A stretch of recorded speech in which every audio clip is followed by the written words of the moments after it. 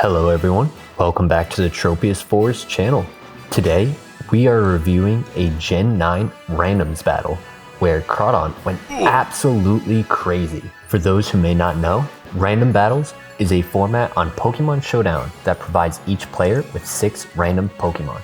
Every Pokémon available in Generation 9 has a set of possible moves, items, and abilities designated to its design. As an example, you may face a Pokemon which has choice specs and 4 attacks, and in a different randoms battle, that same Pokemon could be given Life Orb with 3 attacks and maybe a status move like Thunder Wave. Throughout a battle, it is important to know the possibilities and make each play be best for the scenario you're put into. To start off, we have Pikachu versus Dragapult.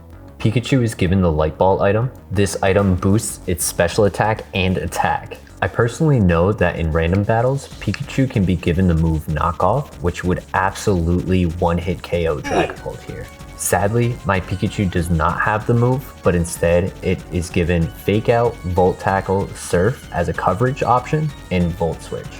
Unfortunately, Dragapult is faster than our mascot. Personally, I was expecting our opponent to pivot on this first turn.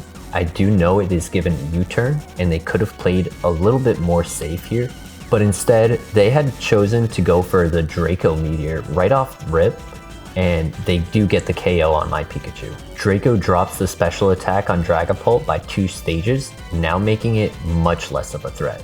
I put out the king, Crawdaunt.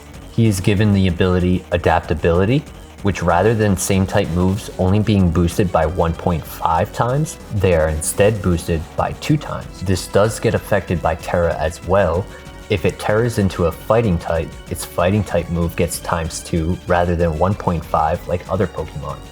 And when it terrors into the same typing, like water, it specifically gets a 2.25 boost, as other Pokemon would only get a 2 times boost.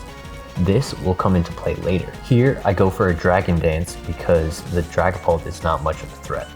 They decide to pivot to Okie Dokie as I do this, a poison and fighting type, and can easily get a KO onto my Crawdaunt with Drain Punch. I expect they were thinking I would use Knockoff against Dragapult and went for a pivot option that would resist the attack as well as put on pressure with the Drain Punch. But now, with a +1 in speed and attack, I have the option to move first.